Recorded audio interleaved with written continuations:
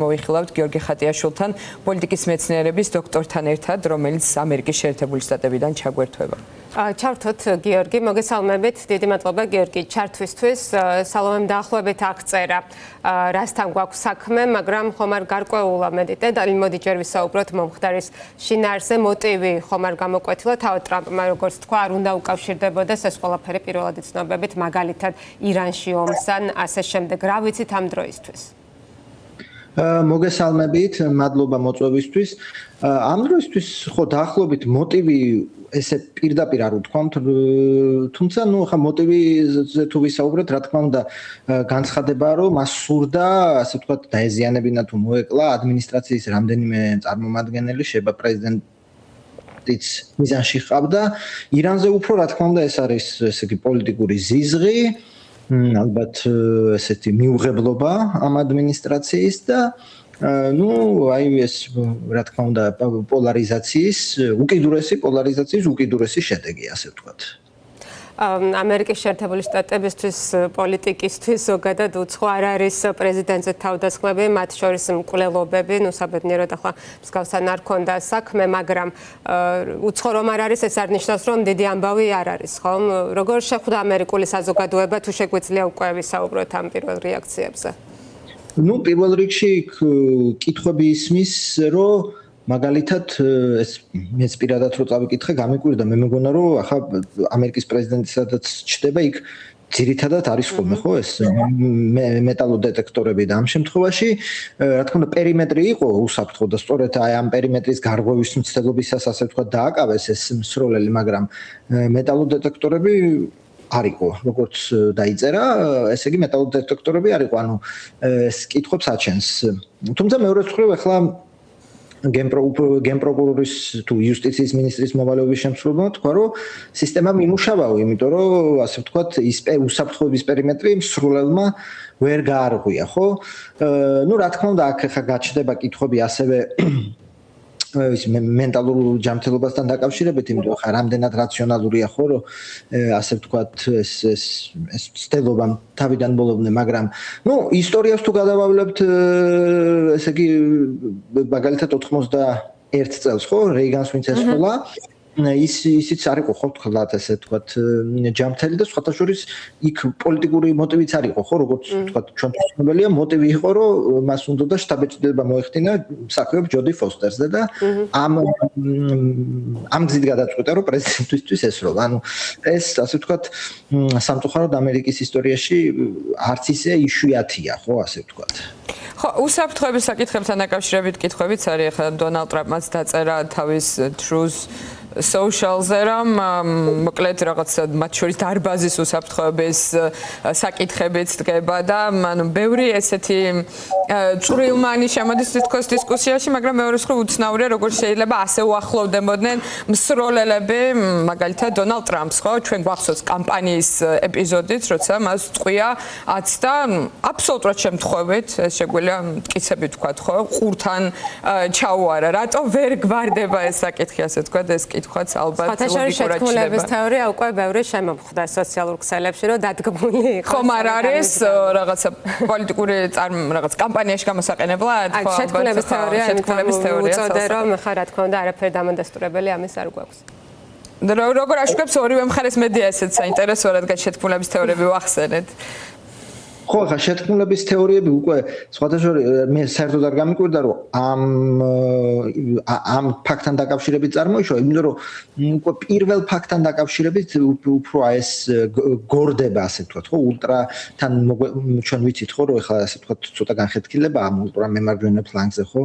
ასე ვთქვათ, ირანის ომის გამო ტაკერ კარლსონი პირდაპირ აცხადებს, რომ ვთქვათ, ბოდიშ სიხდის, რომ მან ასე ვთქვათ, ტრამპის არჩევაში მონაწილეობა მიიღო და ხალხს მოუწოდა, რომ ტრამპისთვის ხარი დაეჭირათ.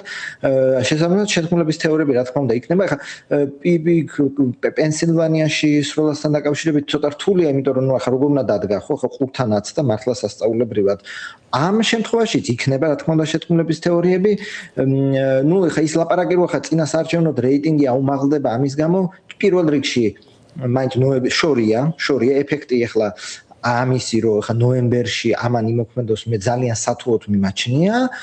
თუმცა ფაქტი რომ ესე იგი ადამიანი ესე იგი დანებით და თოფით შეიარაღებული შევიდა სასტუმროში ნუ სხვა სართული იყო თუ რაც იყო თუ ვერ გაარღვია პერიმეტრი, მაგრამ ნუ აქამდე მივიდა, რა თქმა უნდა, ზოგადად ახლა შემაშფოთებელი ფაქტია. ხო, თან ის მაშინ ჰეროიკული იყო ადამიანს მართლა ყურთან ჩაუარა ტყვიამ გაკაწრულიც იყო. ახლა არ გამოიყურებოდა მთლადასე ხომ ეს ყველაფერი აურძაური და ქაოსი იყო, ამიტომ ალბათ რა თქმა უნდა ისეთი გავლენა ვერ ექნება ტრამპის შემდგომ პრეზიდენტობას და კამპანიაზე არჩევნების წინ როგორც ქონდა თავის დროზე უფრო ალბათ მეტად გამოხატავს სიძულვილის გარემოს პოლარიზაციას ხომ? ხო, შეთქმულების თეორიებით თან გიორგი უფრო მეც გვეტყვის ამაზე სხვა მიმართულებებითაც შეიძლება გაიშალოს და მათ შორის მე რაღაცა მასწავლებელი კალიფორნიიდან ესეც უკვე რაღაცა იდეოლოგიურ დისკუსიაში ნიშნავს რაღაცას ხო ამაზეც გვიყვება. კი, რა თქმა უნდა, აქ შეიძლება ამის გამოყენება რომ აი ულტრა თქვა ანტიტრამპისტული პროპაგანდის შეთქმულებაც არ იქნება ეს ალბათ ღიად იქნება რომ აი ანტიტრამპისტული ზიზღის შედეგი ხო აი ქალბატონმა კარი ლეიკმა რომელიც თქვა ორჯერ თუ არ ვსები წარუმატებლად იყრიდა არიზონის გუბერნატორის თანამდებობაზე და შემდეგ ტრამპმა დანიშნა მედია მოკლედ ამერიკის ხმარა მედია კორპორაციაში შედის იმის თავმჯდომარედ და ნუ მას დაევალა ხო ამერიკის ხმის ასე ვთქვათ ესეთი დაშლა ხო მან დაწერა რომ აი ერთი რომ მეტალოდეტექტორი არ იყო და მეორე ოთახი იყო სავსე ხალხით რომელიც ყოველდღიურად აწარმოებს ამ ანტიტრამპისტულ ზისხს და აი ეს შედეგი მივიღეთ შესაბამისად ეს რა თქმა უნდა რომ ხო მასწავლებელი კალიფორნიიდან ეს ასე ვთქვათ ესე წითელი ნაჭერებით არის ხო რესპუბლიკელებისთვის ეს ამდვილად იქნება გამოყენებული რა ამოძრავებ, ნუ მეც გავიგებთ რა თქმა უნდა რა ამოძრავებდა, რამდენად ჯანმრთელი იყო, ასე შემდეგ შემდგომ დღეებში უფრო გამოჩნდება, მაგრამ ნუ კარგი რომ გადარჩა თვითონაც და არ ემსხვერპლავად. ხო, კი.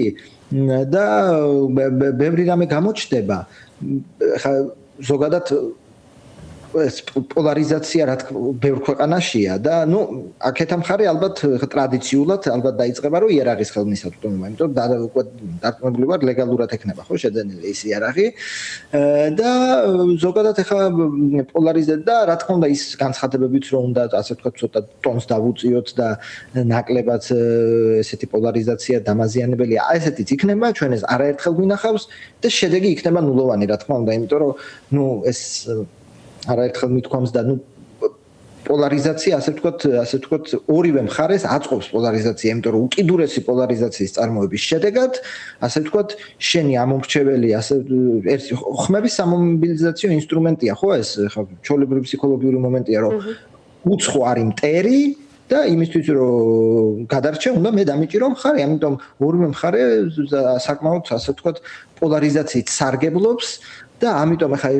დეპოლარიზაცია ასე ვთქვათ, რამდენადაც ესე რაინდულად არ უნდა ჟღერდეს, ძალიან სათუო, იმიტომ რომ პოლარიზაციას მოაქვს უამრავი პოლიტიკური და მატერიალური შედეგი, ხო ეს მედია ესეთი მედია გარემოს შექმნა რომ მარტო მე მომისმინე, იმიტომ რომ ის სხვები მტრები არიან და ასე შემდეგ და ასე შემდეგ, შესაბამისად ძალიან სათუოა დეპოლარიზაცია ამერიკაში. მოკლედ იქნება დეპოლარიზაციისკენ მოწოდებები, ოღონდ მაპოლარიზებელი ძალები გააკეთებენ ამას, ალბათ ეგრე შეგვიძლია შევაჯამოთ. მოდი წინა საარჩევნო ვითარებაც მიმოვიხილოთ, ახლოვდება შუალედური არჩევნები, რომელიც ძალიან მნიშვნელოვანი არჩევნები არის და ახლა რასაკვირველია ამერიკის შეერთებულ შტატებში პოლიტიკური ფოკუსი უფრო ამაზეა, გუშინდელი მოვლენა მოვარდნილია, რომელიც გახდება ამის ნაწილი, რასაკვირველია ამ დისკუსიის ნაწილი, მაგრამ მნიშვნელოვანი ნიშნული არის წინ. რა მდგომარეობა არის ახლა და როგორ მოქმედებს, მათ შორის შენ ტაკერ კარლსონი ახსენე და მას დონალდ ტრამპაც უპასუხა ძალიან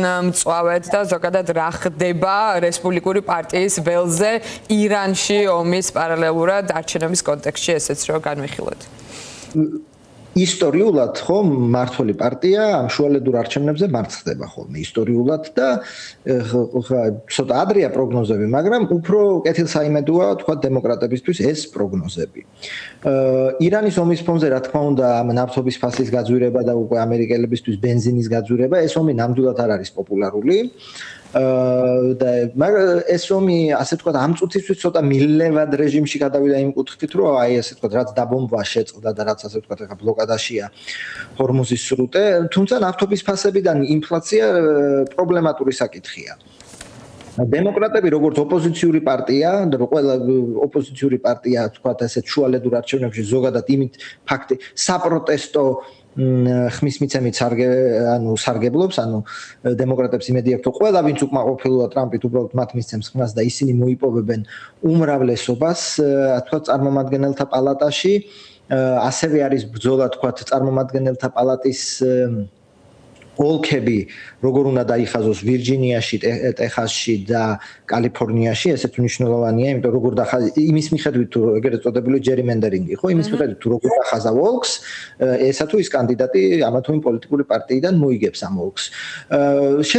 და ასევე ვიტყვი რომ თუ თქვა დემოკრატები გაიმარჯვებენ, ეს ახლა ეგეც გვინახავს არაერთხელ, ხო, ტრადიციულად ეს იქნება რომ თქვა პრეზიდენტის საკანონმდებლო დღის წესრიგით თითქმის სრული გაჩერება და ნუ ლაპარაკი არის რამდენად დემოკრატები ამაზე წავლენ ეს სხვა საკითხია მესამე იმპიჩმენტი ხო ეს მარტო იმიტომ არა რომ ხა თქვა იმედი აქვს რომ 67 ხმა სენატში მოგროვდება ასე თქვა ადმინისტრაციის თქვა შეჩერების კუთხით რომ თქვა ყველაფერი გაჩერდეს ხო ანუ იმპიჩმენტი იწვევს მთელი საკანონმდებლო პროცესის პარალიზებას თუ და ამ კუთხით შეიძლება როგორც ინსტრუმენტი რომ თქვა ესეთი პარალიზება მოხდეს ადმინისტრაციის შეიძლება დემოკრატები წავიდნენ მესამე იმპიჩმენტზე ძალიან დიდი მადლობა გიორგი საინტერესო მიმოხილვისთვის გემშვიდობებით ამ ეტაპზე გიორგის ვემშვიდობებით და